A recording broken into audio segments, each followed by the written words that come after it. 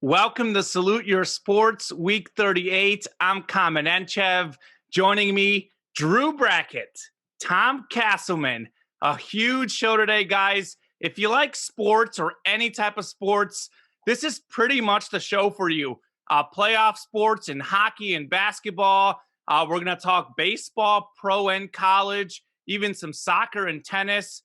But perhaps the best part of the show is going to be story time with Tom Castleman as he goes along a journey on our locks of the week and everything we've done, our favorite segment of the show. Absolutely. We'll be reminiscing as we solidified officially. I was given the win, but I had to confirm everything because I just could not sleep easy until we had that figured out. So a couple little quips along the way, some interesting things in show history, just funny little bits that have happened as we've gone along. And yeah, we're pretty much talking everything except the NFL, which outside of me saying it right here, right now, I doubt we'll mention again the rest of the show. I love it. Well, I'm looking forward to hearing the stories. We'll start out with the NBA playoffs. Clippers and Suns, the West Conference Finals. Phoenix is up 3-1. Of course, no Kawhi for the Clippers. Game 5 is Monday night. That's tonight in Phoenix. Gaman, what do you think? Yeah, I think this is the series tonight. I think Phoenix wins this game. They close out the Clippers and they close out the series. For me, it's obvious that the Clippers are not the same team without Kawhi Leonard. Yes, it worked in small spurts against the Jazz, but against a team like the Suns, it's a whole different animal. And Paul George, for me, game on the line, he's not a guy I trust. He's not clutch at the free throw line. We've seen that. And I've been talking about it all playoffs long. In close games, I love the Suns' free throw shooting. They're shooting 90% from the free throw line in these playoffs, or in this series, rather. Meanwhile, the Clippers are 75% from the line. And Phoenix has more ways to get it done. CP3 and Booker have the mid-range game. They can shoot threes. They also have Deandre Ayton down low who can post up. He's shooting like 70% from the floor in this series. Meanwhile, the Clippers are sort of a more one-dimensional team. They were 41% from three in the regular season, just 34% this series. So if the Clippers go cold from three, they're in trouble. Phoenix, I think, has more momentum. They've got a healthier team, and I think they win tonight and they win the series. Yeah, there is a reason that the board man gets paid. Kawhi Leonard, coming into the series would have been the most important, or at least the most talented player, I think, in the series in terms of both ends of the court. But without him, it's been clear that Phoenix has the advantage in pretty much every single category. Deandre Ayton has had a phenomenal series, and really LA hasn't had much of an answer for him. In fact, nobody's really had an answer for him this entire playoffs. I know there's a pretty big concern coming in. Deandre Ayton has a little bit of a history of kind of like drifting through games at times, and to his credit, he's shown up in a major way. I kind of figured Devin Booker was ready for the moment. Obviously, Chris Paul is a commensurate professional, always capable of showing up in the big moments. Really been injury that's kind of kept him from these sorts of games in the past, these sorts of series where he's going to be going to the NBA Finals most likely. But Deandre Ayton has been, I think, the most pivotal player for Phoenix, simply because as a big man being able to do everything that he does, that's the differentiator. Everybody has good guard play at this point in the playoffs. It's how you do in the post, and that's going to be what separates Phoenix, I think, from all the other teams standing at this point. I think the Clippers got a chance to come back. We'll see what happens tonight. They're 5.5-point dogs, but you never know. Paul George could score 50. Or Terrace Man. Right. Well, here's the thing, though. For me, a big reason why the Clippers are going to lose this game in this series, I had two things written down. One was what Tom just talked about, and I hit on it briefly. Deandre Ayton averaging over 20 points, 10 rebounds in this series, making clutch plays. The Suns are much better in the paint. They're much better in the mid-range game. But for me, Paul George is a guy that can't lead a team to the finals if he's the number one option. And even though he's averaging 27.5 points this series, it's very misleading. He's shooting 36% from the floor, 28% from three, 70% from the free throw line. And he missed clutch free throws in one game that literally cost his team the game, and another game that might have actually cost them the game. So for me, Paul George is not a guy that I would rely on in this series. And something that I look for, the fact that Chris Paul has been down 3-1 before in a series and lost the series back when he was with the Clippers. The fact that we've seen all these injuries in these playoffs, I think a lot of the Suns are going to play with urgency in Game 5. I think we've seen the Clippers come back twice. I think this is sort of a must-win game for the Suns. So I think they're going to close them out. I do think if the Clippers win this game, this series all of a sudden gets really interesting. But I expect Phoenix to play with a sense of urgency. And I think that really the Clippers haven't been able to get going all series long. I'm not sure that they would have won had Kawhi Leonard played in this series, but certainly without him, definitely the Suns have the big advantage. And I think a big factor is just the defense the Phoenix plays. They play really, really good defense. They won the last game 84-80. How's that for a modern NBA score? That's a pretty crazy score to see them win that game. So I think the Clippers are done. I think the Suns have simply better depth, more players. They literally have a big three. Meanwhile, the Clippers have an inconsistent Paul George in that series. Well, that's where I'm going to push back a little bit on the whole Paul George narrative, is that he's not playing with a full deck of cards here. And I could understand the argument if he were the number one player and he had a comparable, number two player. But the fact that he's supposed to be the second player to Kawhi Leonard, and he's kind of foisted into this role with not really adequate help around him. I mean, Reggie Jackson has obviously been putting up points, and there's been some decent depth, but there's no consistent second option for the Clippers. So in terms of the narrative of carrying a team, I got that definitely from the Indiana days as I knock my laptop askance here. I get that from those Pacer days where he was supposed to be the guy, and you have Roy Hibbert and Stevenson as well.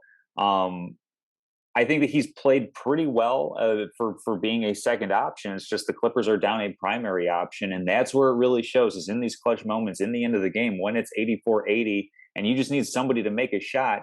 Your best player is not on the floor. So I think that's where it kind of shows up.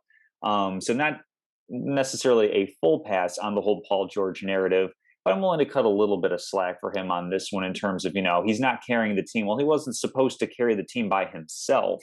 The way he carries himself, though, and the way that, he's regarded by some, they're sort of looked at as a dynamic duo in Leonard and George. I know Leonard obviously is the better player, but Paul George is by some, not me, obviously, but by some considered a first-tier star. And the point is, my point is, you can't blame him necessarily for everything, but that's the whole point I'm trying to make. If he is the top dog, that's not going to be enough in a series like that. And I just love the Suns, their ability to rely on so many different guys. It could be Booker with the ball. It could be Paul with the ball. It could be Cameron Payne coming off the bench. He's made all sorts of plays in this series.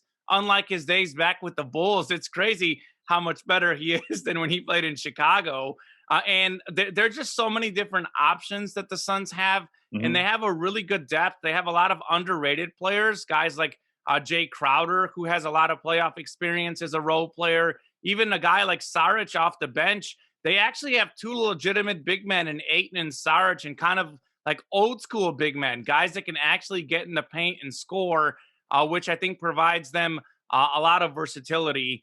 So I think they're the team to beat in these NBA playoffs for sure. Yeah, absolutely. That should be a good game tonight. And we'll move on to the Eastern Conference. Bucks up 2-1 on the Hawks. Chris Middleton, 38 points. A Sunday night to beat the Hawks. Giannis also contributed. So right now, Milwaukee's got to be feeling good, yes? I think Milwaukee's got to be feeling pretty good, up 2-1 in this series. I think for them, a big key is what happens with Trae Young. Trae Young got banged up in that last game in Game 3 there. I think it was late in the third quarter. He was having a great game. Fourth quarter, Trae Young struggled. Chris Middleton, you mentioned him. Well, he outscored the Hawks by himself in the fourth quarter, 20-17. And that's what you look for. The Bucks have two All-Stars and they have a legitimate number two guy. And Chris Middleton seems to be getting more and more confidence at the end of the game and during the game period. This series is going to go down to Trae Young. And what happens with Trae Young? He's been marvelous. Game 1, 48 points, they won. Game 2, he played terrible. They got obliterated. Game 3, played great the first 3 quarters. Hawks were leading the game.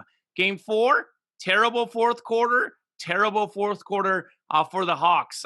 So I think for Trae Young, he's a very good player, but his consistency is a question mark. He's obviously a small guy who relies on his outside shooting. So if he plays the series of his life, they're going to win. But I don't think he has enough help. I don't think he's going to be consistent enough, and I'm not sure that he will be healthy enough. So give me the Bucks to win this series. Yeah, I'm sticking with the Bucks as well for precisely that reason. I mean, we've seen this in every series so far that the Hawks have been in, against the New York Knicks. Basically, it's that old axiom that Joe Madden had for Dexter Fowler on that World Series Cubs team: "You go, we go." As Trae Young goes, so do the Atlanta Hawks. It's a team where they have a bona fide superstar, I would say, in Trae Young, and a lot of really nice role players. This is a type of team that, if this were the 90s or something along those lines, that could fly a little bit better than it currently is. But in the super team era, you need to have, basically in the playoffs, it's my 2 guys versus your 2 guys. Like, yeah, there's 5 on the court, but it's basically who has the best 2 players going together at a time. And right now it's Milwaukee with Giannis and with Middleton. Middleton showing that, he deserves a little bit more respect on his name, perhaps, for performing the way that he does in the playoffs. I know he's kind of easily dismissed as, one of the lower tier second fiddles, quote unquote, in the league, but he's definitely coming up in big moments. And for a stretch in the fourth quarter there, he just couldn't miss. It was insane to see him perform like that. So I like the Bucks to finish out the series as well. I think that 6 games is probably more likely than 5. I think that Trae Young has that ankle injury, but I think it's probably more nagging than it is serious. So I could definitely see the Hawks, winning one more to force a game 6. But also, obviously the Bucks could just steamroll the next couple games as well. Drew, you're sticking with your Bucks for sure, yeah, right? Of course. I mean, Bucks are going to win the championship. They'll probably beat the Hawks in 5 or 6 games. We'll see how much rest they get since the Suns are rolling. Maybe the Clippers have a comeback in them, but absolutely, I have the Bucks winning the NBA championship as usual. Yeah, and let me put on one more note there. I know that's been Drew's team the last 3 years, so maybe third time's the charm. But let me add on to what you said, Tom, talking about Chris Middleton perhaps being sort of a lower tier number 2 guy. But in some ways, I would argue that might be helpful because the roles are more defined there in Milwaukee. Giannis is the man and Middleton is the number 2 man, much like a Jordan and Pippen back in the day for the Bulls. Also, I think they just play really well together. Giannis has been willing to let Middleton take the jump shots late in the game because he knows that's not his game. And they were just so great in that game. 38 points for Middleton, 33 for Giannis, 11 rebounds by both of them. So they've got a good thing rolling there. And that's really been the difference in the Bucks this year in the postseason compared to years past. It's sort of been Giannis is our guy. He's the only guy we have. As you said, Tom, you need 2 guys to win a series. Now Middleton has emerged as the number 2 guy, and that's gone a long way towards Milwaukee winning. One other thing to keep in mind as far as Drew's prediction, because I know I'm all in on the Suns, but really I'm not 100% confident in them in the sense that CP3 has had some injuries in the playoffs. Devin Booker, now playing with a face mask, hasn't played as good since he put that face mask on. So one thing to keep in mind about these playoffs is the Bucks are the healthiest team. Their 2 superstars in Giannis and Middleton are really, really healthy. I will say this about Atlanta, though. These guys are quite possibly the most confident team in the league. They certainly are going to believe they're going to win. They've won game 4 in every series so far. They came back from 2-1 against the 76ers in the last round. So I don't think this is going to be a walkover. I think if Trae Young is seriously hurt, this could be 5 games. But I do expect, like Tom said, Atlanta more likely to push into 6. I kind of said before the series started 6 or 7 games, leaning more towards the 6 now. But this certainly, the series isn't over, but I am picking Milwaukee. And I love those jerseys they wore the last game. Those, and I know they've worn them before, but those like blue jerseys, Tom doesn't like them. Oh, those are beautiful. No, I like the classic uniforms or the standard ones. I didn't like the look of that as much. Agree to disagree. Do you like those jerseys, Drew? Yeah, sure. I barely caught him, but yeah, sure. Well, that was a big sports night on Sunday. There was some good gymnastics. Maybe you were watching. Simone Biles actually struggled for like the first time in forever, Oh no! but of course made the Olympic team there. So a lot of good sports on Sunday night. There was Cubs Dodgers baseball also, but that was a blowout. So good sports night on Sunday for sure. Absolutely. Well, we'll move on to the Stanley Cup Finals. The Lightning against Montreal starts tonight, Monday night. Should be a great series. Guys, who do you have winning this one? I know your Golden Knights are out, Common. I'm sure you're disappointed. Whew, a little bit disappointed about my Golden Knights being out, but I do like the Lightning. This team is really the best team in hockey. You look at what they did 2 years ago. They had the best record in the league, but they got upset. Last season they won the Stanley Cup, and this season they're back in the Stanley Cup final. And a big reason that maybe they weren't as good this regular season was because Nikita Kucherov, who won MVP 2 years ago, their best player, the playoff points leader, didn't play in the regular season. He actually got banged up in Game 6, but came back to play in Game 7. They're the best power play team in the league, and the best power play player is Kucherov, as Barry Melrose likes to say. And meanwhile, the Canadians are on such a crazy run. They actually had the worst record of any of the playoff teams in this series, and they made it all the way to the Stanley Cup Finals. The last 20 seasons, the Lightning are the second heaviest favorite in hockey at minus 270 to win this series. So I'm going to go with the favorite in the Lightning. But the way we've seen the sports world, and I'll have more on Statement of the Week, but we saw an upset in the Super Bowl. We saw an upset in the college basketball championship. We've seen the Canadians already pull off 3 upsets in these playoffs. So certainly going to be a competitive series.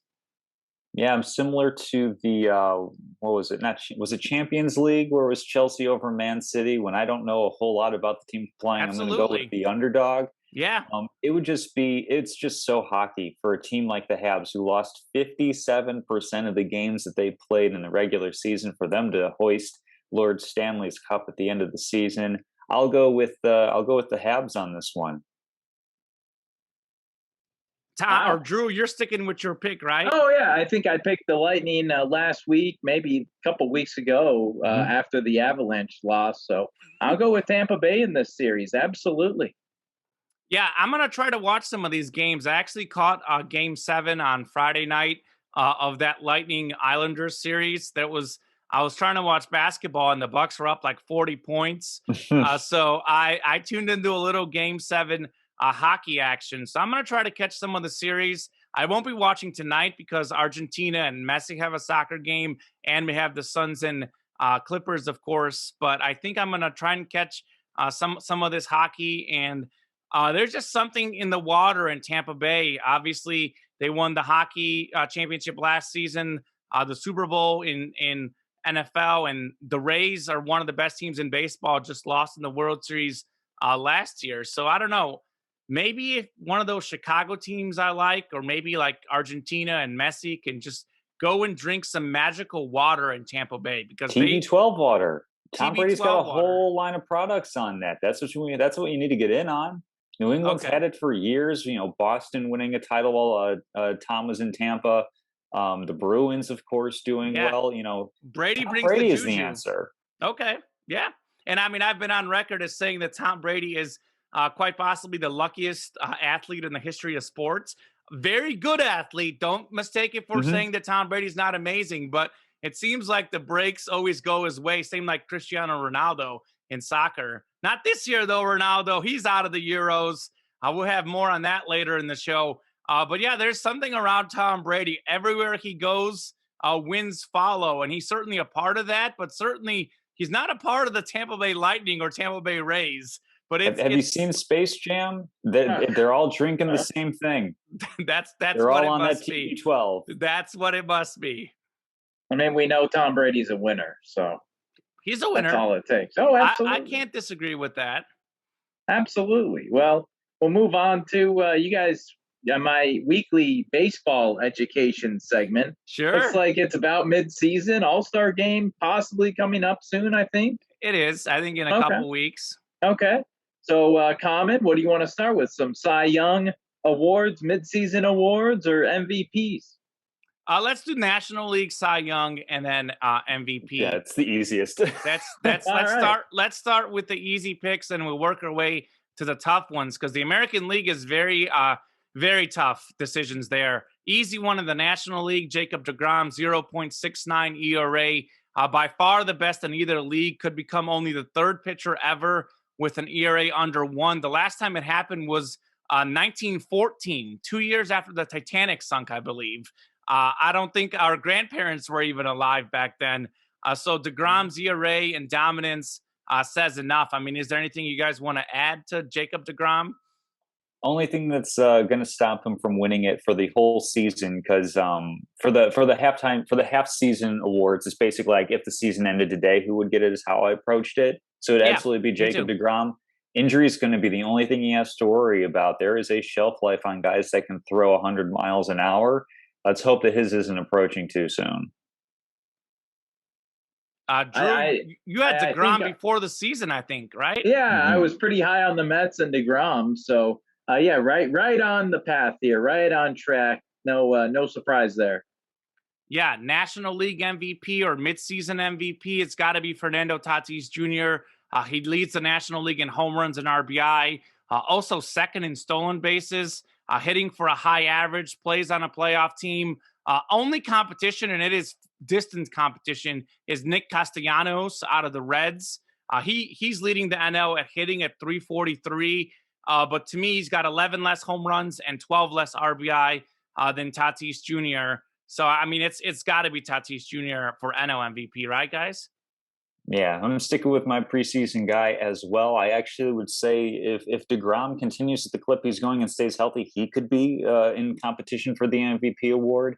But Yeah, usually that only happens in a year where there aren't any clear-cut position players who are definitely deserving of winning that award. So I think it'll still be Tatis as well. He also plays one of the more physically demanding positions on the diamond at shortstop and provides good value there. He's already like a 4 WAR player on the season, and we're only about halfway through, so that's just going to keep going up. Again, classic for him, five-tool player. Classic five-tool absolutely, player. absolutely, yeah. I think same thing with Degrom is that Tatis has had a couple injury issues before. I think he had a little bit of a hammy issue earlier this season. So again, that's the type of thing that can derail a player like this. But he is absolutely on a tear and proving that he's earned every single penny of that 14-year deal. Is it? It's 13 or 300 14. something million dollars. Lots of money. Let Lots me of tell you money, this lots of years, and to real, stay in San Diego, I wouldn't turn up my nose at that. and let me give you a quick point that you mentioned the injury issues. He missed the Cubs Padres game I went to about 3-4 weeks ago. He missed the game, and there was like little Padre fans. The dad had grown up from San Diego, but they had moved Mm, to Indiana on the Chicago border. They all came with their Tatis jerseys. A little kid was heartbroken Tatis didn't play. But you talk about value. The shortstop that was in for him basically made an error on a collision. He also missed a pop fly that wasn't an error because he didn't touch the ball. It was a foul ball. And he didn't hit too well at the plate either. So it showed you mm-mm. his value, Tatis's value. The Cubs won that game easily. So, yeah, he's the guy in the National League. The American League MVP or Cy Young? What do you want to do first? Because I think both are really close races. Let's do Cy Young. We'll go Let's do Cy Okay. Young. Cy Young first. Yeah, So sure. Cy Cy Young. Young, the 3 guys in the running, 2 of them right now to me are Chicago White Sox, and I'm interested to hear what Tom says because really all 3 guys have almost identical stats. You have Kyle Gibson of the Rangers. He's 6-0 with the 2.00 ERA. Former Mizzou Tiger. I've called his highlights over the years, and he's a guy that actually is doing much better than he's ever done before. And Carlos Rodon, honestly, is the same for the White Sox. He's 6-3 with a 2.06 ERA. And Lance Lynn, also 2.06 ERA. He's 7-3. All 3 guys have very similar whips, walks, and hits per 9 innings. This is sort of pretty tough. Which of the 3 you're going to pick to be the midseason Cy Young? Yeah, I'm That's a going with tough the one. guy out of Texas. I'm going with Kyle Gibson. I mean, he's Hmm. more valuable as far as WAR goes than Fernando Tatis Jr. is. So it's kind of hard to Yeah. argue with the stats on that. He's been pitching lights out on a pretty bad baseball team. I think Carlos Rodon's probably going to be a shoo-in for comeback player of the year, given that he was injured a lot from last season and basically signed a one-year prove-it deal to rejoin the White Sox after not, getting some tryouts for other teams, but nobody looked to sign him to a deal. So, you've got 29 other teams that are kicking themselves for not signing Carlos Rodon when they had a chance. And of course, Lance Lynn has been absolutely phenomenal this season. But Kyle Gibson's just been a slight cut above. It depends on how voters feel about the whole how good is the team that he is on. I think the fact that he's putting up these numbers on a team that is not good and basically giving ace quality starts for a team that's not going to give him as much run support, doesn't play as good of defense. I think that's going to be what kind of gives him the edge for me for the midseason award for AL Cy Young. Who are you going with, Drew? Yeah, I mean, you look at Kyle Gibson. I like his ERA. I like his quality starts. Garrett Cole sticks out as well. He is tied with Kyle Gibson in quality starts, and his ERA is just 2.66, so just a little bit higher, but he's up there in strikeouts, second behind Shane Bieber. So I think I'll probably just go with the Mizzou guy, though. We'll see. We'll see how much Garrett Cole is affected by the whole new rules about pitching substances, because he's one of the guys who's been most outspoken against it, Mm-hmm. and it seems like it actually does affect his game. Speaking of Mizzou guys, I know we saw Max Scherzer, who actually has won the Cy Young multiple times, get in the argument with Joe Girardi, taking his pants off because he was getting checked for substances. We talked a lot about it on the show last week, but we also had a guy, I think the Mariners pitcher, actually got kicked out of the game and might be facing a 10-game suspension. So far, actually, the hitters have done a little bit better 1 week into this, but we still managed to have a no-hitter, the Cubs combined no-hitter. So I wouldn't go as far as saying that we're going to see a hitter's era. But Mm-hmm. yeah, those three guys, to me, I like Gibson for the two reasons you guys said it. His wins above replacement WAR is 4.2 compared to 3.0 and 2.8 for the other two guys. And Drew hit on it. Quality starts, he's got 12 of them. The other two guys only have 7. He has made one more start or 2 more starts, depending on if you're talking about Rodon or Lynn. But he is the midseason guy. But I actually think at the end of the season, I think it's going to be Lance Lynn because I think of those three guys, he's the most proven MLB pitcher, and he plays on a very good team, as you mentioned, Mm-hmm. Tom. I do think Garrett Cole is going to be in the mix because he's Garrett Cole. He's obviously probably the most physically overpowering pitcher. But I'd say that Lynn and Rodon and Gibson have kind of a good start on that ERA over him. So I'll go Gibson midseason, but I think Lance Lynn is going to win it Mm-hmm. when the season ends. It'll be interesting to see on Garrett Cole because it's baseball. We need sample size when we're talking about baseball. Sure. And in the start immediately following the ban, the crackdown on the sticky substances, Garrett Cole threw more changeups in that start than he had in years. And it's changing up his entire pitch mix. His spin rate is significantly down from where it was before. So he absolutely was using some of that engineered stuff. And Yeah. it'll be interesting to see, kind of how he sort of reverts. He was a well-regarded pitcher coming from Pittsburgh, but certainly not at the level that he was when he joined up with Houston. By the way, nobody on that team got suspended for cheating. And yet we're going to ding a pitcher out of Seattle for sticky substances, as opposed to a team with a whole video program on, hey, here's the off-speed stuff coming. I mean, it's baseball being baseball. It'll be interesting to see, though. Real quickly on that, Garrett Cole himself, and this is hard to track. We don't know for sure, but both with the pitching substances and the Astros cheating, he actually was quoted saying, well, everyone else was doing it. We just got caught. So we know he doesn't feel very good about any of this stuff, but that also doesn't make me feel very good about him. So definitely we're going to go with Lance Lynn, a Chicago White Sox guy. I've enjoyed watching him pitch, and he is the man. So we'll go with him. MVP in the American League. I think this is where it gets really interesting because Vladimir Guerrero Jr. right now has the Triple Crown in the American League. He also leads baseball in home runs and RBI. And I would still argue that he is a very close. It's so tight, but to me, he's got to be a very close number 2 in the American League, just because Shohei Ohtani only has one more home run less than him, and he's only 7 RBI back. Guerrero Jr. does have a big lead in batting average and on base percentage, 342 to 277 as far as the averages. But for me, Shohei Ohtani, you talk about wins above replacement. He's got a 5.6, Tom. His overall wins above replacement. No one else in baseball even has a 5. Vlad Guerrero Jr. is at 4.2, and that's because Ohtani also pitches. He not only has 25 home runs, he's also 3-1 with a 2.58 ERA. He has 82 strikeouts in 59 and a third innings. The guy also has like 11 stolen bases too, by the way, which is just like, he literally does everything. He pitches, he hits, and he's actually hitting pretty good for average. Just Vlad Guerrero Jr. is hitting so high that almost makes him look bad. But Ohtani, I think, provides a little bit more value because of his hitting and pitching. I think Vlad Guerrero Jr. is a better hitter. But in terms of overall value, I'm going to give a slight edge to Ohtani. I think it would be insane, though, if you think about it, because in theory, the Blue Jays are probably going to make the playoffs. The Angels probably aren't. And Vlad Guerrero Jr. could be on a playoff team, win the Triple Crown, and still not win MVP. It'll be interesting to see what happens there. Yeah, I'm going to go with Vlad Guerrero as my current midseason MVP. I mean, you look at some of the peripheral numbers on him. He has a 1.125 OPS, which is just a mind-boggling number for that. 4.1 WAR. The thing that stands out to me the most is actually his K to walk ratio. He has 55 strikeouts to 47 walks in an era of 3 true outcomes where everybody's swinging for the fences.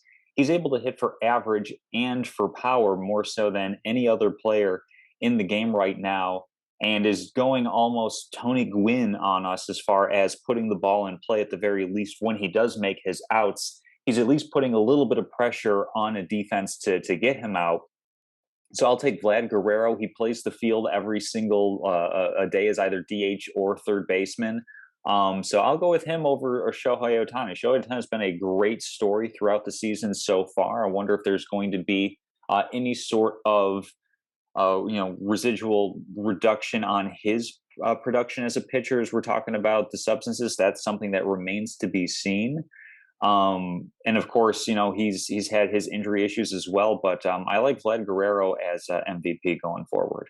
Yeah, ultimately, that's what it's going to go down to, Ohtani's injuries, because if he even misses as much as a week or 2, for me, that's enough to put Guerrero on top of him. And my gut feeling says that that's what may happen. But I think at the midseason level, I am still going Ohtani. Mm-hmm. Drew, who do you like? Yeah, I think you got to go with Guerrero because just of the mind-blowing numbers that he's putting up. Obviously, Ohtani's a heck of a player, including a pitcher. But in the end, it's MVP, and I got to go with Vlad Guerrero Jr. Is he already better than his dad, or is he going to be better than his dad? I think his dad was probably a little bit better fielder, but that's a very, very hard question. That is, because Vlad Guerrero had such a good peak where he was just kind of tail end of his Montreal Expo days, early Anaheim Angels. I think that was before they were the Los Angeles Angels of Anaheim. Yeah. I mean, I don't know, maybe. I mean, he also played a more demanding position with right field and had a cannon for an arm out there as well. He was a phenomenal defensive player. Right.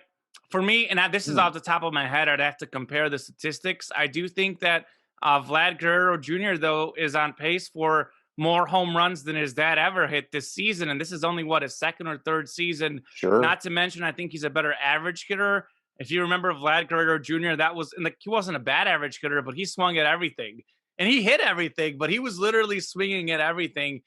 So I do think that Vlad Guerrero Sr. is a better defensive player. But I would probably, assuming he stays healthy, give a slight edge to Vlad Guerrero Jr. because I think hitting is ultimately a little bit more important than defense in baseball. And I think he's, to me, the better hitter of the two. but He's also quite playing the on a better family. surface. He'll have better longevity because part of the issue was they had that awful AstroTurf in Montreal, and that just shortens up your careers because it's so hard on your knees. So I think Vlad Senior probably would have played a little bit longer if he didn't have so much wear and tear on his treads, so to speak. But that's an interesting question. Like this could be like the son surpasses the father. I mean, we saw that with the Griffey family. Trying to think where else we've seen that recently. The Bonds family. I mean, that's Sure, not as recent. Not as recent, but yeah, that's a good one. I think the Alou family, Moses Alou, I think his dad played or someone in his family played.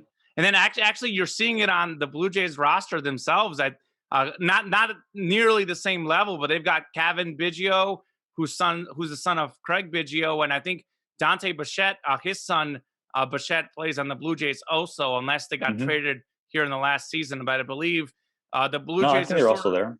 They're sort of the collectors of the great dads, and the sons are also working out pretty well for them. And of course, Fernando Tatis Jr., his dad, Fernando Tatis Sr., not an amazing player, but a pretty good player for a while. He's the only player that's ever hit 2 grand slams in one innings against Kevin Tapani, the Cubs pitcher. I think it was Tapani back in like 98, maybe 99, something like that. He hit 2 grand slams in one inning. And ironically enough, the Padres are the team who hits the most grand slams in baseball. They're learning from Tatis Slam Sr. Diego. So it's crazy how many of these guys are performing like their fathers. It's really, really neat to see. Yes, the Blue Jays are the sons of team, as we know it. They sure are. Let me do a quick transition. I'll have you set it up, Drew, and I'll have you ask the question. But here's a good transition for you. Since I know how much you love transitioning, Vanderbilt baseball is in the College World Series championship, and one of the key players, their 2-star pitchers, is Jack Leiter, the son of Al Leiter, former Mets pitcher in baseball. Also, by the way, his uncle and his cousin also pitched in the majors. So how's that for family connections? Not bad. I love it. That's a great transition. So let's definitely talk about it now as the College World Series finals up tonight, Monday night. Mississippi State and Vanderbilt, 2 SEC teams. I predicted this a couple of weeks ago. Do you remember? I said, look out for Vanderbilt and Mississippi State. And sure enough, that's the final. Who do you like? I think Drew also said it'll be somebody from the SEC. I think I did that as well. Yeah. Well, I will say this. We're not necessarily going out on the limb with those predictions because the SEC certainly known to dominate college baseball, but actually Vanderbilt was the 4 seed, Mississippi State the 7 seed out of 8 teams in the College World Series. So if you're looking at the seeding, sort of underdogs, but really Vanderbilt won the championship last season and has such a rich tradition. They're not an underdog. Mississippi State, by the way, trying for the first championship of any kind in NCAA history for the school's history. They've never won a national championship. So that would be neat if they got it. I'm going to go with Vanderbilt, though, just a slight edge to them because they've got the incredible pitching. They've literally got 2 top 5 or 1 top 5 pick projected in Jack Leiter, also Kumar Rocker, another pitcher that they have is projected in the top 10. And Vandy won 2 out of 3 in the regular season, and that was pretty much the only bad outing for Leiter. He gave up 4 runs over 5 innings. He's got a 2.08 ERA, so I think he's going to make some adjustments. Something to keep in mind is that he got rested because he didn't have to pitch in that deciding game against NC State. NC State, of course, got the boot because of COVID in a very controversial decision. I think they played with 13 players the first time against Vandy, losing 3-1. And then it was going to be a winner-take-all game to decide who goes to the final. And then the NCAA saying because of safety and whatever, NC State not allowed to play in that game. But that, I think, helps Vandy. Their ace pitcher gets some rest. So I like Vanderbilt because of their 2 superstar pitchers winning this series. I like them for the same exact reason. It'll just be interesting to see if they can get enough offense behind them. Jack Leiter losing a 1-0 game in a previous series. That's going to be the issues. The Commodores aren't terribly consistent on offense. Are they going to be able to string together a good inning here or there, put up a crooked enough number to back up their starting pitching. They absolutely have two guys that are going to be very, very wealthy in just a couple of weeks with the MLB draft coming up in relatively short order. So I will take Vanderbilt because baseball is one of the few sports where pitching slash defense is kind of like a weird hybrid. Actually has a little bit more value, I think, than offense necessarily, simply because this is kind of like the inverse of the pitching is actually the aggressor, so to speak, and you're reacting more with hitting. So I'll take Vanderbilt. Two superstar pitchers. You got to win 2 out of 3 to claim the College World Series. So I'll go with Vanderbilt. And real quickly to that point, Tom, I think it probably matters even more in college baseball because you look at as good as Vanderbilt is, as good as Mississippi State is, we're probably only going to have a handful of major league players. And certainly it remains to see what Leiter and Kumar Rocker do, whether they meet the hype or not. But in theory, like we're talking about top 10 draft picks, if all goes well, these guys should not only make baseball, but these guys that make the MLB rather, but these guys should also be quality pitchers, a guy that you expect to be a top 2 or 3 starter, if not an ace on your team. So those type of guys going up against essentially what is a lineup almost entirely, if not entirely, filled with college-only players, minor league players, maybe an MLB player. At some point, it should really make it easier for them. And they're familiar with those teams. Like those two teams are familiar with each other, having played each other in the SEC. So I look for those two pitchers to dominate that game. Game 1, by the way, that series is tonight on Monday. So we'll know here in the next few days who wins that. Oh yeah, it'll be it's every day. I think I don't think there's any rest. So I don't know. I can't remember. But regardless, that should be an interesting College World Series. We'll move to Wimbledon. It started today and already one upset, a big upset actually. Tom's favorite. Your guy, Tsitsipas, lost to. Oh, who do you lose to? TFO, the American. Oh, the American TFO. Yeah.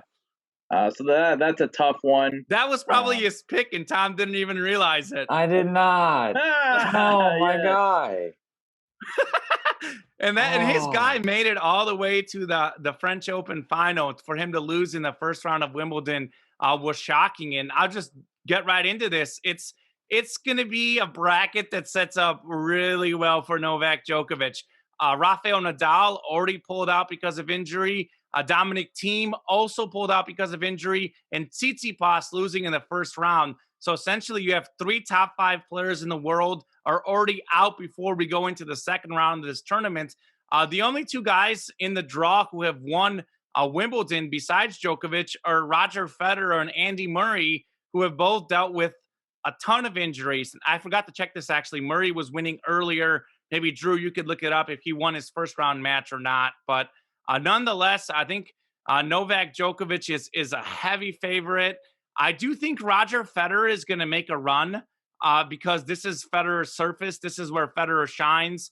The 2019 Wimbledon, one of the all-time great matches, 5-setter. I was watching the tape on the Tennis Channel last night. Federer losing a heartbreaker to Djokovic. And they could, in theory, play each other in the final if Federer makes it that far.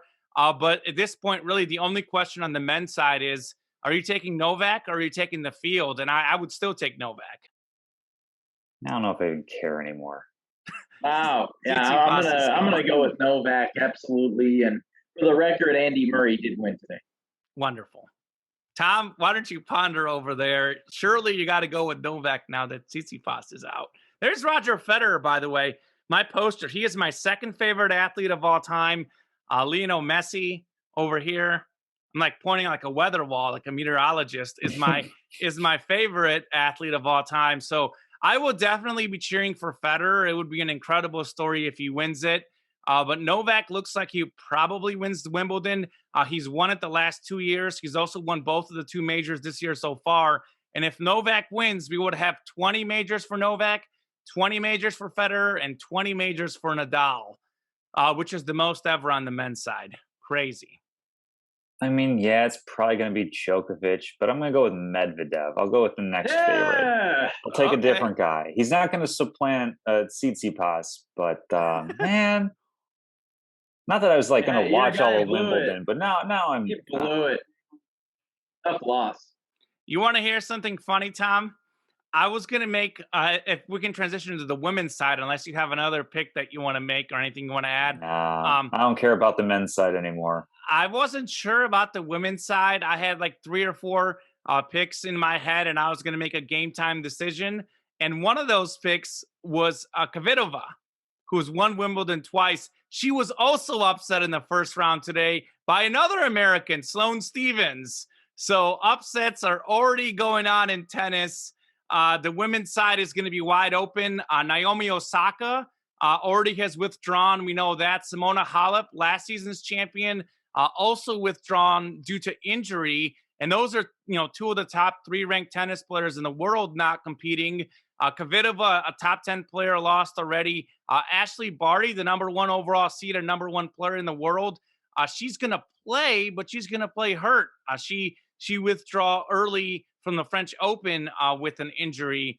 And then, of course, we've got Serena Williams, who has failed in 12 straight majors, trying to tie Margaret Court for the most majors in singles tennis history. Ashley Barty, I think, is a slight favorite at 6-1. Serena right behind her at 7-1. I've gone back and forth. Barty's probably a better player now, but since I'm so unsure and anything can happen, I'm going to go with Serena. I think it's now or never. She's 39 years old, almost 40. If she doesn't get it done at Wimbledon and the U.S. Open, she's not going to get it done ever in terms of tying Margaret Court. So let's go with Serena Williams. Let's win it for America. Let's make some history, Serena. Let's win it for the old people. We saw Phil Mickelson win it for the old people. Tom Brady won it for the old people. Serena Williams, let's do it. I guess technically then old people are just like the oldest millennials that we have is at this point, that we're approaching old in athlete years. Old in athlete years, indeed. I think Serena Williams is like almost too easy an answer for every American who just doesn't pay attention to tennis. So I actually pay attention to tennis. No, I know. For the record, I would have actually picked. I know you don't. I would have picked Simona Halep. I think Simona Halep is the best player in the world. If she wasn't hurt and was playing in this tournament, I think she would have defended her title for me. But because Halep is not there, and I have to make a pick, Osaka's not there. That would have been my number 2 pick. And Barty's dealing with an injury. I'm just going to have fun with Serena Williams. But what was her name? Swiatek. We were struggling with Swiatek. That's it. Swiatek. We were struggling with the pronunciation a few weeks ago. She's certainly one of the favorites for me as well. A very good player. She's Polish. But the women's game, we saw it at the last quarterfinals. None of the top 10 players were in the quarterfinals at the French Open. So it's extremely wide open in the women's game. I mean, literally, it could be anyone. Yeah, I mean, I think Barty's probably the better player right now. I mean, I'm going to be pulling for Serena Williams. So I guess that she could be my pick. I just feel so played where it's just like every single time there's a major tournament, it's just like, oh, I'll just go with Serena because, so it's one of those where I'm going to pull for her because I want her to win, because I want her to tie the record. But we'll see. I mean, I think Barty's probably the better player, though. I'm going to go with Anya Sabalenka. She is the second seeded player in Wimbledon. She's from Belarus. Belarus. It is Belarus. Yeah. Wow. Embarrassing. Learn your pronunciations, man. That's not even a name. That's a country. That's not even a sports knowledge. You should know Belarus, my friend. Belarus. Come on. I'm from Belarus. My dad would be very upset at you right now. I'm going to have to tell him how you mispronounced that country. He will be upset. Please do. She's also was born May 5th, one day before my birthday, so she'll take Wimbledon. There you go. That's a good pick. I like that. By the way, and I think you had to I was reading up on this, and I wasn't even planning on bringing it up, but there's some tennis expert, but I think you have to sign up for sports line betting or something in order to learn his pick. But and I'm not even sure who he's picking. I saw that they teased that it's not Barty. He apparently has predicted like almost everything right in tennis, including like 2017. He picked someone who was 80-1 underdog to win the whole thing, and they did. So Google the tennis expert if you want to sign up for Sportsline or whatever it is and bet your mortgage. Probably listen to whatever that guy's picking. I thought my name comes up when you search that. No, I don't think so. Maybe like top mispronunciations in tennis, maybe. Could be. Could be. Well, I'm looking forward to Wimbledon. I think outside of Djokovic being the absolute favorite on the men's side, I think literally almost every match is wide open on both sides, and I think it's going to be a fun tournament. Absolutely. Well, move on to soccer. The Euros going on, Copa America going on, and actually right now France and Switzerland going at it. 98th minute, they're tied at 3. So no, they're in extra time now. 98th minute. 98th minute. Yeah, that makes sense. Yeah. Just an absolutely wild day at the Euros. I don't know if you caught the game earlier today. Spain and Croatia. Spain gets an own goal. The goalie basically can't handle a pass. 1-0 Croatia. Then Spain rattles off 3 straight goals, goes up 3-1. 85th minute, Croatia scores 1 to make it 3-2. Then in stoppage time, they score another 3-3, go to extra time, and Croatia then loses 5-3, 2 Spain goals. And this France-Switzerland game is crazy because Switzerland took the 1-0 lead. Then France was up 2-1, and then it ended 3-3. Let me pull it up. I've got it on my phone here.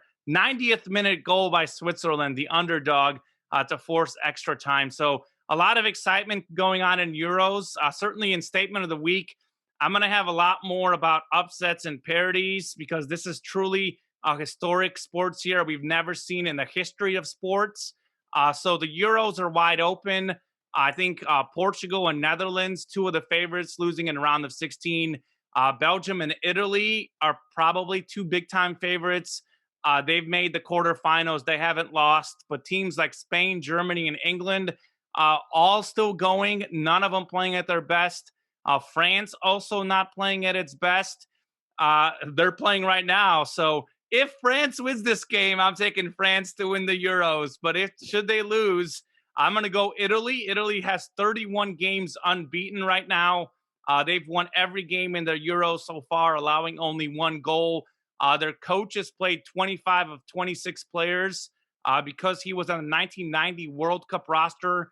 Didn't get a chance to play. He's made sure he got all his guys in the game except for the 3rd-string goalie. I think France has the best team. They've got Karim Benzema, who wasn't on that World Cup team. Mbappe is better than he was. Kanté controls the midfield. Pogba and Griezmann play better for their country than their club. So France is the best team, but Italy is playing the best soccer right now. So France, if they win today, Italy if France loses today for the Euros. Just making sure that we've straddled both sides of the fence here. Sure. I'm going with a clear-cut pick, Belgium all the way. Sure. I like them like I like my waffles. They're just a fantastic win. Doing you a solid comment so you can trash on Ronaldo just a little bit more. Yeah, absolutely. So, Ronaldo and Portugal Belgium. losing against Belgium 1-0 in the round of 16.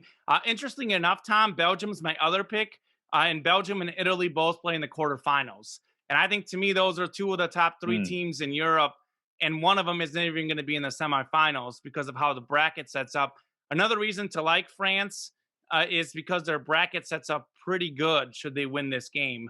Real quickly, Tom, do you watch the show Parks and Recreation? No, I couldn't get through the first pilot episode. Such a great show. And they love the Belgian waffles on that show. So it made me think of that. I'll tell you this, Tom, my girlfriend is going to be very disappointed because I swear she's like such a huge fan of you on this show, but she loves Parks and Rec. It's like her favorite show now. And she's going to be disappointed that you don't like that show. So you're going to lose a few brownie points. But I think I'll be okay. But yeah, I don't know. We'll get to Copa America soon. But Drew, what do you see in the Euros? I mean, today literally is the craziest day in this tournament. It's just once we get off the air here, I'm going to be watching soccer like crazy. So I'm going to go with England. I'm going to go with my pick early on at the beginning of the tournament. I think that the English team still, they haven't played the best, but they'll find a way to beat Germany tomorrow. That's such an interesting game because Germany hasn't played their best either. So that's sort of one of those games where like those teams on paper should be doing better than they're doing. Wayne Rooney needs to step up. Wayne Rooney's no longer on the team, Tom. He's too old. Oh, is Landon Donovan showing up at some point? No. I thought he was on the U.S. team. He's on the U.S. team. Well, he was. He didn't make it one year because of Klinsmann didn't pick him. I'm trying to think of England's top dog. Give me a second. HK plays for Tottenham. Oh, Henry Kane. Yeah, Harry Kane. Sorry. Ooh, Harry Kane. Harry Kane. Well, actually, he used to play for Tottenham. He's probably going to play somewhere else this season. Manchester City being one of the favorites with the rumors there. England has a very good young squad. Rashford, also a good player from Man U. They've got a really, really good team. But I don't know. There's something about the Germans and how clutch they are in all these tournaments. It leads me to believe that Germany is going to win tomorrow. But that'll be one of the games of the tournament. Would not be surprised to see it go to penalty kicks. The Germans known to dominate penalty kicks. The English known to lose in heartbreak on penalty kicks. Something to keep in mind. Copa America, by the way, also going on. Looks like a big game tonight. Argentina playing their final game in the group stage. Lionel Messi, the greatest athlete of all time, about to surpass Javier Mascherano for the most caps for the Argentinian national team. Brazil already won first in their group. Argentina wins tonight. They get first in their group. Worst case for Argentina, they get second in their group, which means that heading to the quarterfinals, Brazil and Argentina would not meet until the final. How does that sound? Super juicy. Super juicy. Sounds exactly the way we drew it up ahead of time. Well, exactly. It certainly does. That's why maybe it won't happen, because there's been upsets left and right in sports this year. More on that in Statement of the Week again. But I do think it's going to be Brazil and Argentina. I think Brazil is hands down the best team in the world. Or not the world, rather. Well, I don't know. They could be the best in the world, but the best in South America, at least. They had an 11 games in a row they'd won, finally drawing in their last group stage game only because they sat Neymar and a lot of their other players with the group already clinched. The rest of South America, quite frankly, is pretty far behind Brazil, but Argentina is number 2. They've got Lionel Messi, the best soccer player in the world, probably still the best soccer player in the world. I think if it were a 7-game series, I would take Brazil and bet my mortgage on it. But in a 1-game scenario where we've seen all the upsets we've seen this season, the fact that Messi has had so much heartbreak, I think Argentina gets a break. Messi plays amazing. Argentina finds a way to win the Copa America, not because they're the best team, but because the best team has not been winning any of the championships this year. Champions League soccer, the second best team won. Super Bowl, the second best team won. College basketball, the second best team won. Let's keep the upsets rolling. Vamos, Argentina. Vamos, Lionel Messi. Shocking pick, since you've picked them in Copa America for the last 20 years. I picked them every year. I can't go against Messi. I try not to be biased with my predictions. Have they won? In soccer. So they got second place. No, they haven't won. Okay, so the last 3 Copa Americas, they've gotten second, and third. So they're due. That's not winning. I know. So and here you are busting up Drew about the Milwaukee Bucks. I know, right? I know. Well, that's different though. Like Drew isn't like a diehard Bucks fan. They're more of an adopted team, like Tom Castleman. I've been a diehard Lionel Messi fan since 2010 when I was watching the Champions League game quarterfinal against Arsenal on the top bed bunk, Hatch Hall at Mizzou freshman year, second semester. Messi scores 4 goals against Arsenal. What were you eating at that time? I don't know. My room was certainly a mess, but I've tried to be a little cleaner. I don't know what I was eating during the game. I probably wasn't doing anything because. What was the temperature? You just named every detail known to man. I don't know, but I remember.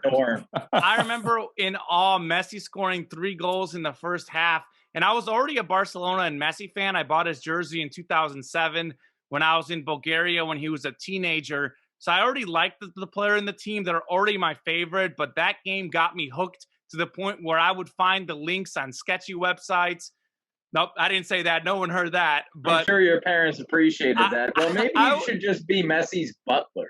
Maybe I should be. But go back to a comment from Salute Your Sports OG. Peyton Manning. Yeah, you said I should be Manning's butler. Oh, I did? Oh, I thought that was Tom. No, that was you. That was you, Drew. Oh, well, I'll tell you this, though. Nowadays, Barcelona games were on beIN Sports. Heard Ray Hudson, the greatest commentator. Now, unfortunately, we're back to ESPN for La Liga. But the games are much more readily available. I find them much more easily now. But yeah, I'm going with Argentina. Yeah, I'm going to go with Brazil. I don't know if I've already said that, but going with Brazil. Tom, are you looking to make a pick? Are you looking to find a team? You look very interested. I think he said Brazil.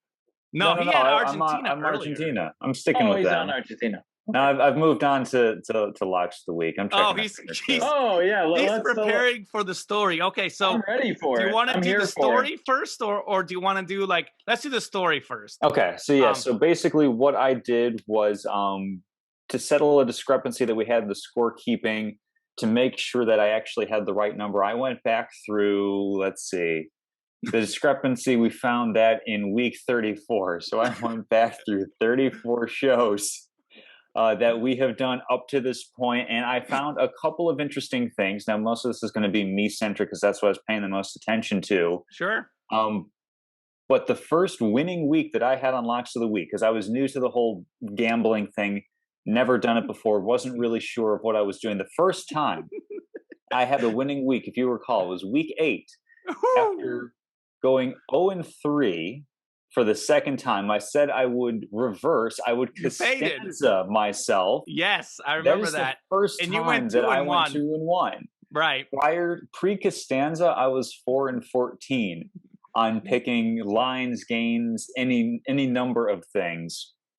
Skimming through, I noticed Drew was having very good success picking EPL games. So week 16, I went ahead and picked a couple of EPL games myself and went 0-2 on them and never touched soccer again. Let's see. Week 29, Drew was poolside. I just, put that in the notes because it's just like, that was a nice unexpected change of background. Drew sitting there in Florida in the greenhouse effect type of thing.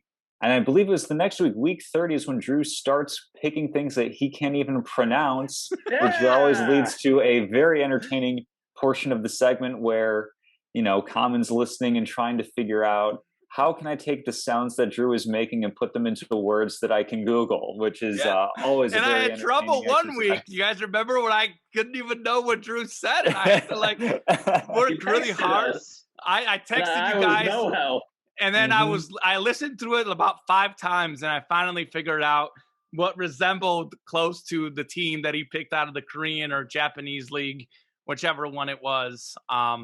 So it's been quite a journey. I think it's my favorite segment. For some of our diehard fans know that this show, we used to do this together in college. The 3 of us had the college sports radio show, reuniting it 7 to 8 years later after graduation this past fall. And this is a new segment that we put in because of how much sports betting has taken off. And it's a fun segment. Just a couple of things that I've enjoyed throughout the time is you're right about Drew in the English Premier League. His over-under English Premier Leagues have been phenomenal. And as soon as he started, the EPL season ended, his soccer picks have not gone quite the way that he's expected.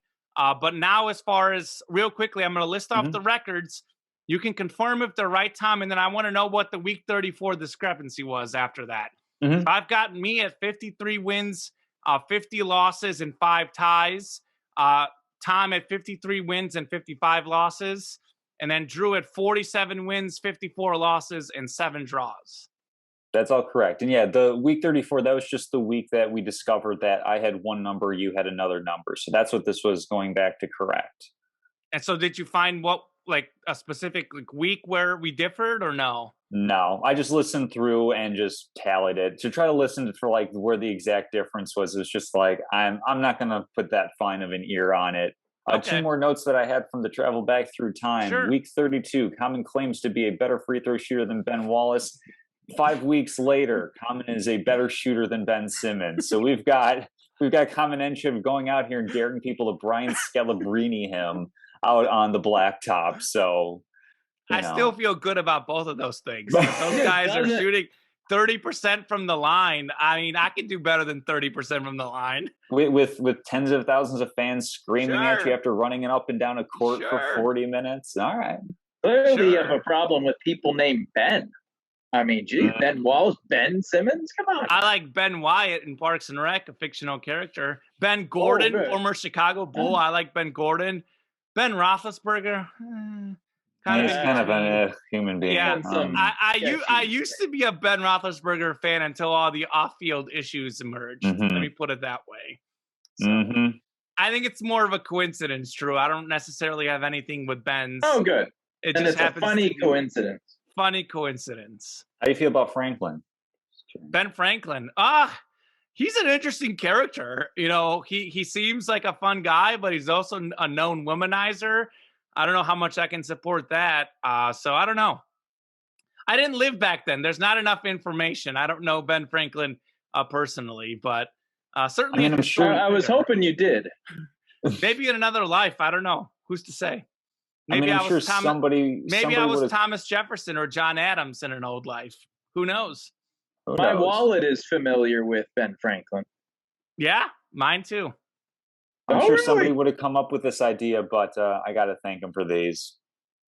Yes, of course. Hold on. Gives Castleman the ability to see. I'm Yes. having the bifocal and the glasses. He came up with that. Mhm. That's right. Yeah. What Like dollar- technically speaking, I should not exist. If we were going pure animal kingdom, I should have been gone a long time ago. And yet somehow here I am doing a show today. Do you have really bad vision without your glasses? Oh, Like if you were to dude. take them off now, you wouldn't see anything. Oh my gosh, no. Are you nearsighted or farsighted? Nearsighted. Nearsighted.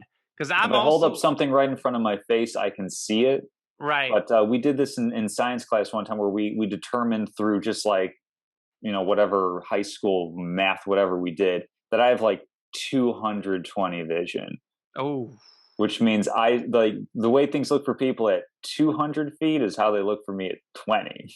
wow, that's bad. It's pretty bad. That's funny because I discovered I needed glasses in 7th grade because I was in the back row in Spanish class and always asking to move up because I couldn't see anything she was writing, which obviously makes it even harder if it's a foreign language. So I was completely lost until I went up to the front seat. Spanish ended up being my best subject. But nonetheless, I also am nearsighted. Not quite as bad as you. I used to be full-time glasses, now part-time contacts, part-time glasses. But certainly thank you to Ben Franklin as well. Real quickly, I'm having a dumb moment. What dollar bill is Ben Franklin on? Well, see, that was part of the joke, right? Oh, it was? It was a massive joke that went over your head because I said my wallet is familiar, and then you just played off it. There was no really or something like that because he's on the 100.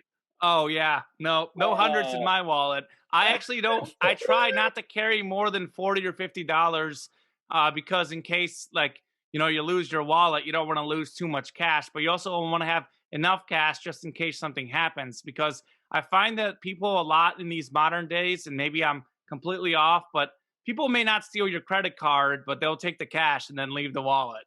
But so don't carry too much cash. But we digress. On to locks of the week.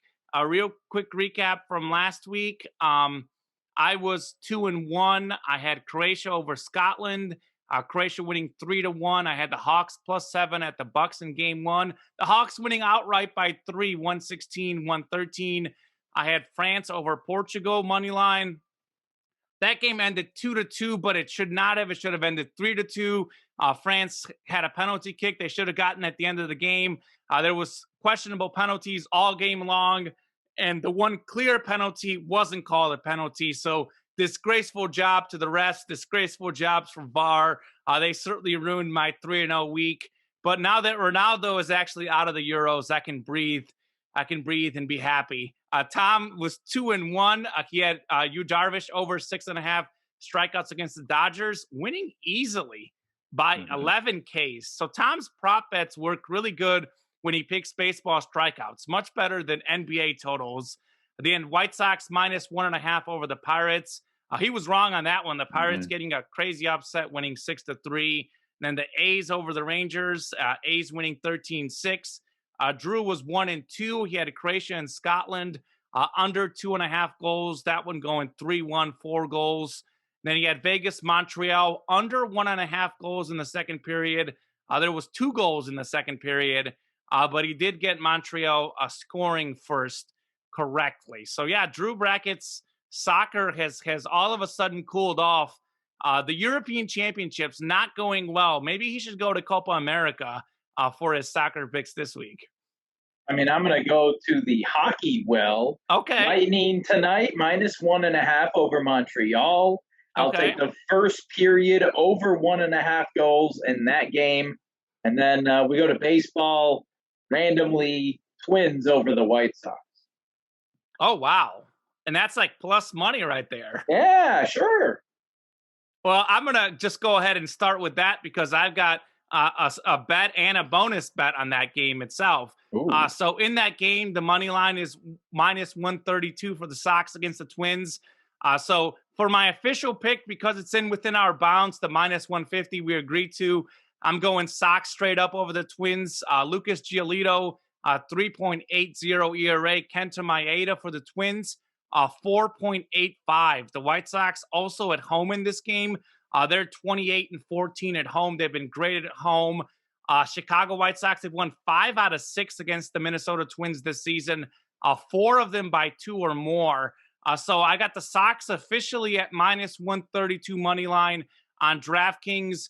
But I'll give you a bonus bet if you want to make some more money, plus money.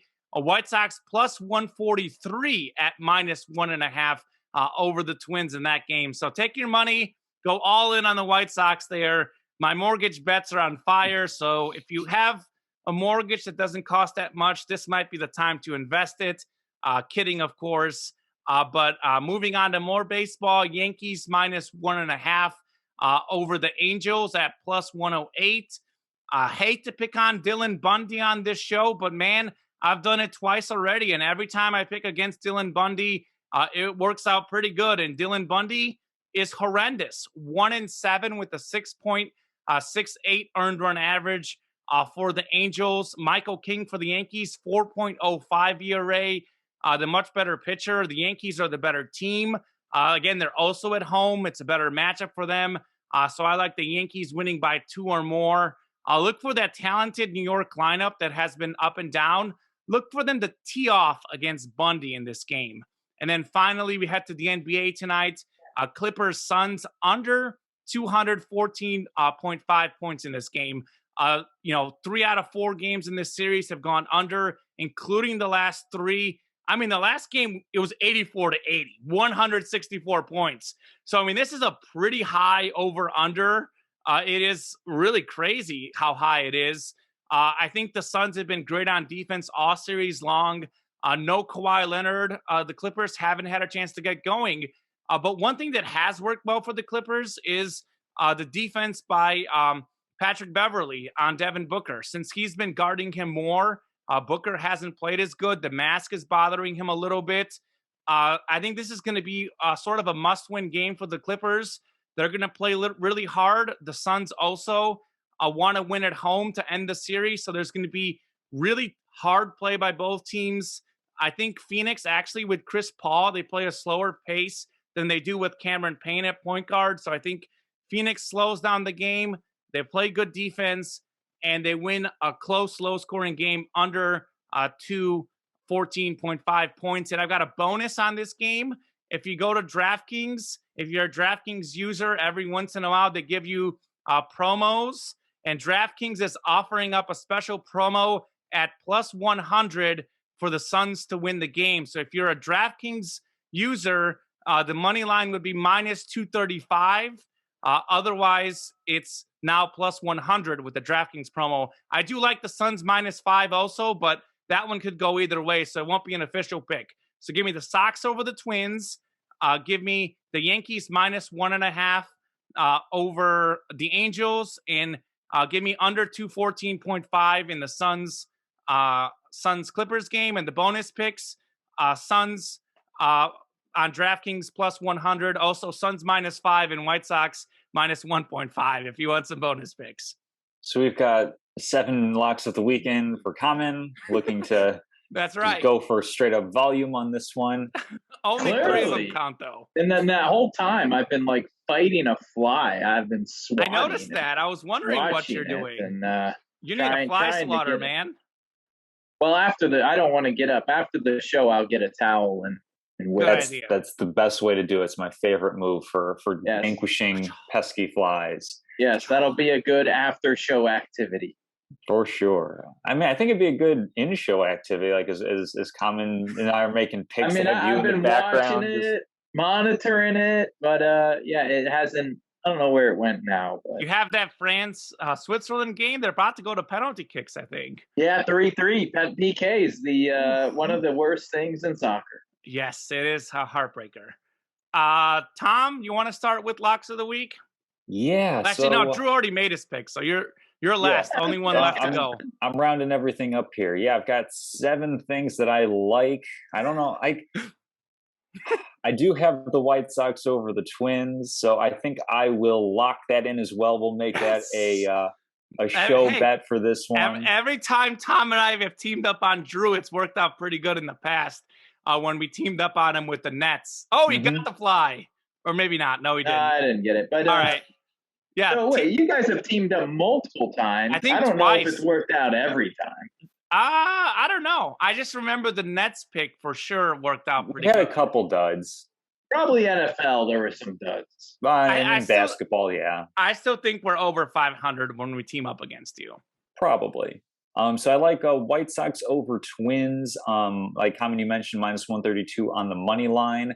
As ill-advised as it may be, I am going to dip my toes back into a point total prop for the NBA. Give me Reggie Jackson over 19.5 points in the game. He's averaging like 21 in this series, right? Ever since Kawhi Leonard's gone down, he has scored more than 20 points in every single game except Game 3 of the Western Finals, where he scored 19.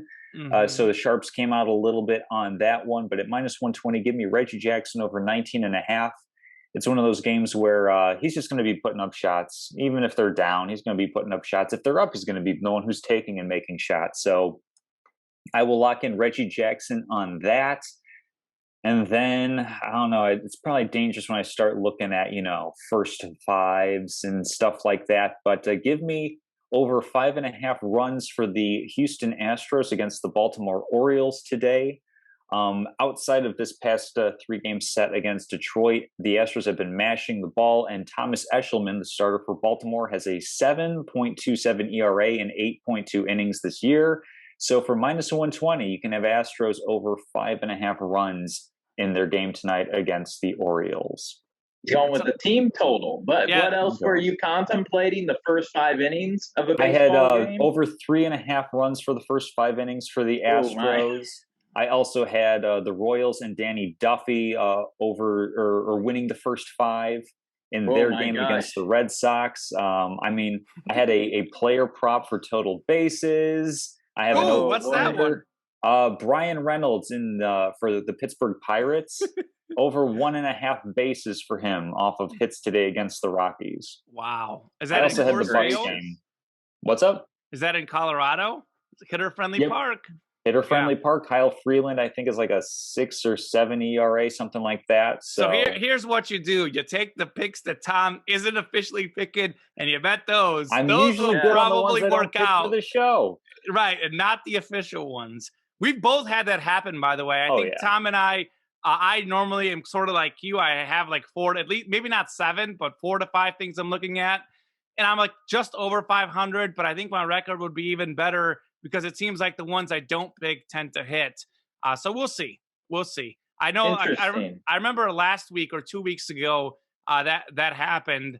because I had like Belgium over Denmark, but I didn't want to pick Belgium because Denmark has that cool story, which, by the way, they are in the quarterfinals.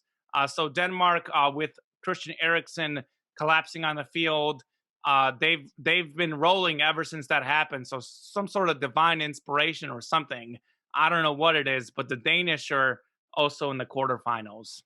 I mean, Castleman, I'm surprised you haven't gone with some wonky NBA bets, like, who's going to win the opening tip, which team gets the first bucket of the game. I mean, those ones, talk about an adrenaline rush. Yeah, but I feel like those are more of your type of bets, though, because Castleman actually likes to like work in statistics and research like I do. Those opening tip bets, I mean, you could probably find some statistics behind it. I remember when it was like the NBA All-Star game, when it was like Mark and Paul Gasol, and it was a whole thing where people analyzed how they'd both done on opening tips. And for the life of me, I can't remember who was better and who won the opening tip, but the stats actually were in the favor of whoever they said was better. I remember that being a thing. And the favorite win. The favorite won. They got the opening tip. Right. Yeah, they won. But see, again, you could also, if Powell were to tip it incorrectly and it went to the different team, then you lose. Right.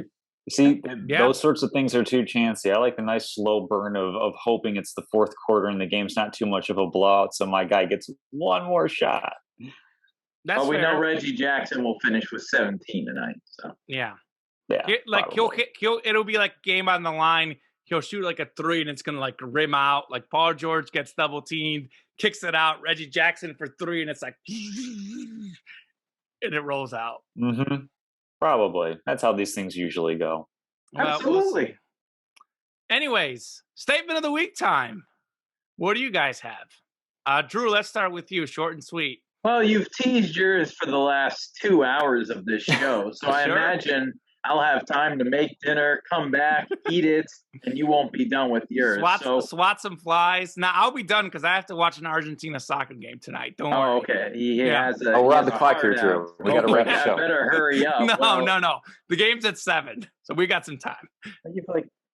I don't know. There's a lot of time conversions that I don't feel like doing. Anyway, Tour de France is going on, and apparently during a stage, that fan. The disgusting. fan held out a sign and caused dozens of cyclists to crash. This woman was holding a sign on a cardboard, and there was a message for the TV cameras. And she managed to make a huge crash happen. And if you're a fan, you don't want to. I get when you're around the field of play, but you don't want to be in the field of play. So. Not great. Not great there. Terrible. Yeah, I've said it on this show. I've had enough of these fans getting on the field and courts and arenas, wherever sporting events are. Stay within the grounds. Well, this is perfect timing now. The PKs have started. So now I get to sit back and listen to your salute. And I'm sure the PKs will finish up. Well, I'm a little worried right now because, I put a little extra lighting on. So sometimes I have the TV here, but if I put in the extra lights, the TV's off. So I don't have access to the TV to watch it. So you'll have to give me the play-by-play if something crazy happens. But Tom, go ahead with your statement of the week. Yeah, so I've had this one in the can for the past couple of weeks, but I cannot begin to say how refreshing it has been to have the NBA playoffs playing out the way that they are. I know that a lot of networks are, wringing their hands are like, there's no Steph, there's no LeBron. What are we going to do? We're going to watch other great players have great series. And the ratings are doing well. The ratings are doing better than they had the past couple of years, I'm pretty sure. So it's been great seeing other teams step up and play really well in crunch time, in clutch time. It's been great to see these, smaller market teams performing. It's the sort of thing where it's everybody says like, oh, we need LA, we need New York. Well, I think people are going to show up for Milwaukee and Phoenix, or had it been, say, like Milwaukee and Utah, something along those lines. People are going to watch new storylines. I mean, as much as there is talk about people love dynasties in the NBA and that's what drives numbers, certainly that happens to a point. But once we have, the Heat Warriors, and then the Cavaliers stepping in for a little bit. We have these dynasties pop up. We kind of get a little bit of fatigue from watching the same players every single year going head to head against each other. It's great to have parity in the NBA. It's great to go into a season knowing that you have a bunch of different teams that all have a shot, that don't have a clear cut runaway favorite. That's why, I'm not terribly disappointed about the Brooklyn Nets necessarily being out at this point. Yeah, they'd be fun to watch. Yeah, they'd be a pretty easy favorite to pick, but I'm thoroughly enjoying having these other teams playing well in these other markets, and I want to see more of it. It's part of the reason why a long time ago I said that the NBA should get rid of the max contract. They should just have it be, if you want to pay LeBron James $75 million to be on your team, go ahead and do it, because that's the sort of thing that boosts parity. It actually makes teams choose how they want to construct their team. If they want to go with a one superstar and then a really solid support cast, or if they want to put all their eggs in a basket or two, because this is a year where we're seeing injury really play out, where a star goes down and all of a sudden the team that has better depth, the team that is more consistently and well built over a number of seasons. And a hat tip to James Jones, is it the GM for Phoenix, former LeBron teammate, putting together that team. This is what we want to see more of. It would actually be more intriguing if we don't have max contracts, because then you take the money incentive away from players, and it's just, well, who do you want to play with? It's, if you put the option for guys to get more money, that'll be a lot more interesting to watch going forward. So hopefully the NBA will take some notes on this one, like they have on my myriad other ideas. I doubt that they have, though, as I've yet to receive a missive yet from Adam Silver. Block. Oh, I've been blocked for I don't know how long. So that's I'm enjoying the NBA playoffs as they are currently, and watching different teams playing well. It's really exciting stuff. I mean, you've been blocked since the late David Stern was commissioner. Probably. So Tom, your statement transitions perfectly into mine. So how about that? We're on fire with transitions this show. I can't remember us ever having better transitions in the history of Salute Your Sports, whether it was college days or post-college days. So my statement of the week is, right now, this season, 2021, in the year of 2021, we have never had more parity in the history of sports among all sports than we have right now. NBA playoffs are a perfect example of it. In the conference finals, we've got a 3 seed against a 4 seed and a 2 seed against a 4 seed. So we've got no number 1 seeds for the first time since, was it 74? I can't remember, forever. And we've got only 1 2 seed even. The parity is incredible. None of these franchises have won a championship in recent years. I think the Bucks last won it in the 70s. But we're seeing this across all of sports. We're seeing upsets. We saw the upsets in the Champions League. Chelsea, who was 4th place in the English League. Man City was 1st place. Chelsea beat Man City in the final. We had the Chiefs, the defending champions, with 1 loss only. They lost in the final to the Buccaneers in the Super Bowl. We had Gonzaga undefeated heading into the college national championship. They lost against Baylor. We had international soccer. Juventus had won 9 straight Italian league titles. They got 4th place this season. 4th place, 9 straight titles. They get 4th place. PSG similarly dominated the French league for many years. They went to the Champions League semifinals, and they still finished 2nd in their own league. In the La Liga, Barcelona, Real Madrid always win it. Well, Atletico Madrid won it this season. In hockey, we're seeing the Canadians, who have the worst record of any playoff team, make it all the way to the Stanley Cup Finals. In soccer, we just saw the Czech Republic beat the Netherlands. Switzerland is up there competing with France, the defending World Cup champs, in the round of 16. In the women's tennis French Open, we had no top 10 seeds in the quarterfinals. Part of it is simply because of COVID. Certainly in some arenas, we don't have as many fans.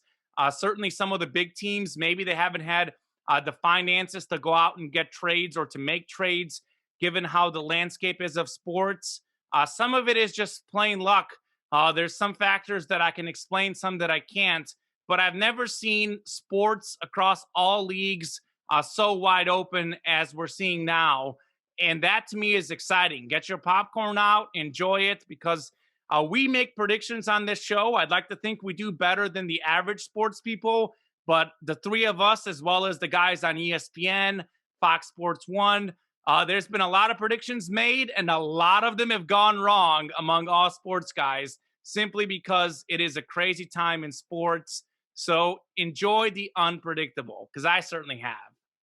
Speaking of unpredictable, we need to revisit our Lock of the Week segment that we just completed. I checked, and the Chicago White Sox and Minnesota Twins game has been postponed to July 19. So we all need a fill-in bet. So, Common, you want to lock in one of those bonuses you provided? Drew, I'm going to be testing your depth as you're scrambling to Bovada or DraftKings. Sure. All right. Let's see. Oh, well, see, ironically, one of the bonuses was a double down on the White Sox game. So that one was gone. The DraftKings bonus of the Suns minus 235. I mean, that's not really a fair pick. I'm just telling you, for people who have DraftKings, the plus 100 money line. So what is the NBA line now? Minus 5.5, or is it minus 5? Because it's moved. To Bovada. I'm going to go to DraftKings. So hold on a second. All right. Well, we'll figure this out in real time, which is great show content. I love it. I am sure. Let's see. Castleman getting the alerts. It is 6, actually. Phoenix Suns favored by 6 in the game tonight. Milwaukee Bucks are favored by 7 tomorrow, which actually I think that might knock out the one that I had. I had the Bucks to cover 6 in game 4, but I don't know. Maybe some news has come down on Trae Young. I've got the Suns at minus 6 on DraftKings. What do you have it on, Bovada? I have minus 6 as well. Okay. Did Switzerland just win? By the way, my phone has been blowing up. First of all, the Suns I have at minus 5.5, but you guys can do it at 6 if you'd like. Okay, so Drew will take the Suns minus 5.5. No. I was just I thought you guys were asking about. Okay. So your records have it at 5.5. Yes. So my lock of the week, I will replace the Twins bets. Which team will score first? Give me the Clippers at minus 105. Since we were talking about it earlier, you might as well jump in. Switzerland wins 5-4 after PKs, by the way. Yeah, so there's another upset happening. Well, I'm getting a text message here from Alec Johnson, a friend of mine, who's actually a friend from my friend Sam Zucker. Well, he went. Actually, it's funny how he's my friend Sam's friend from college, and we became friends because he's a sports fan and a soccer fan. And he's been blowing up my phone here about this Unreal Soccer game. So if it keeps dinging, it's Alec. And the most recent text says Switzerland Unreal. So we'll give a shout out to Alec because actually he does listen to the show. It was a heck of a save, too, on the PK. Wow. Who was the taker for France? Mbappe. That's like their star player. So that's crazy. 10. Yeah. That's their star player. Well, there you go. I think it was the last one, I believe. So yeah, well, it was 5-4. It was probably the 10th. And normally you put your best PK taker either first or last. And Mbappe, of all people, chokes. So that's crazy. So as far as, let me see. Let me look up to see if Trae Young is hurt. So what did that line move from? It moved from 6 to 7 for the Bucks-Hawks game. So I'm going to do Trae Young injury. Jeez, that's a heck of a line movement. Better find a different, you better shop around. Jeez. What, for a whole point? Yeah. I just saw minus 5.5. Oh. Not at the Suns game. We're talking about the Hawks-Bucks. Oh, sorry. Oh, goodness. Hawks Bucks. Yeah, I see 7. Yeah. Oh, I thought. We had different games. I moved to a different one. Let's see. So I don't know if I feel as comfortable with that one. Give me the Royals and Danny Duffy to win the first 5 against the Boston Red Sox today at plus money, plus 110. All right. Well, I'm going to go the opposite to disagree with Tom. Then I'll take the Red Sox to win the first 5 innings. What is that one at? Because the Red Sox are better than the Royals. So let's have a little fun here. Since Drew's having fun with the opening tip. So those are money lines. So obviously, if there's if they're 0-0 after 5, then it's a tie. Tom will have a draw. Yeah, might be the first one. Draws in play. Well, he would have had a draw if he made the soccer pick he was contemplating last week. Yes. Okay, so the Royals are plus 110 in the first 5. The Red Sox are minus 145. So, Common, the juice is yours if you would like it. I'll take some juice. The Red Sox are a believer at home. They've got one of the best records in the league. I'll make a juice bet. Give me the Red Sox in the first 5 innings. Let's do it. Let's have a little fun. All right. So we've got a lot of like conflicting sort of bets. You've got an under total on the Suns, while Suns Clippers. While I have a player going over his point total. We've got the Royals and Red Sox. This will be good. We went from a nice harmonious White Sox and Twins matchup to descending into this, whatever it is. Well, and we went from being on the same side to being on opposite sides. That's what you call live broadcasts. Even though we tape this and post it later, this is basically like breaking news. Our listeners are going to be in for a wild ride, getting a whole extra 10 minutes of show content at the end. And you know what? I'll try and post it like earlier tonight, but nonetheless, it'll still be one of those deals where the game might be over by the time people listening to it. Probably, yeah. So we'll see. We'll see what happens. When we get to the NFL season, the games will have some picks that are well before, and all the listeners will hear them. So, anyways, shout out to all the listeners. I know Neil Gallagher, Nick Fisher. We got some great soccer content for them. Alec Johnson getting a shout out. He's a listener, a regular listener of the show. My girlfriend getting a shout out. A regular listener of the show. Come on now. She's the executive producer, correct? So the regular listeners are going to be in for a fun time. Tom Castleman's dad as well. A shout out to him. Drew, your roommate, your former college roommate, Aaron, is a pretty big listener of the show. I don't know if you know that because he's texted me. I don't know if he's texted you.